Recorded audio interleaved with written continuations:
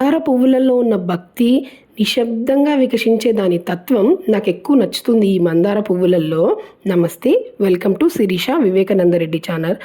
దేవుడికి ఎక్కువగా పూజించే పువ్వులల్లో ఈ మందార పువ్వులు ఒకటి.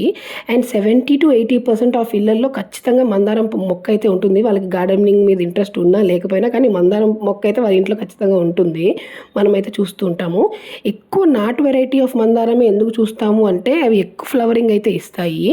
అండ్ వీటిలో చాలా కలర్స్ అయితే ఉన్నాయి. కానీ ఇన్ని కలర్స్ ఉన్నా రెడ్ కలర్ మందారం మొక్కకి ఎక్కువ ఇంపార్టెన్స్ ఇస్తారు. ఎందుకంటే వినాయకుడికి అండ్ లక్ష్మీదేవికి అండ్ దుర్గాదేవికి ఎక్కువ ఈ రెడ్ కలర్ మందార పువ్వులతోనే పూజిస్తారు. అండ్ నా దగ్గర అయితే వైట్, రెడ్, కొంచెం ఎల్లోయిష్ కలర్ ఒకటి అండ్ పింక్, డార్క్ పింక్ మందారాలు అయితే ఉన్నాయి. అండ్ ఈ మందార పువ్వులకి ఎందుకంత స్పెషాలిటీ అంటే దానికి ఉన్న డివైన్ పవరే దానికి అంత స్పెషాలిటీ ఇస్తుంది.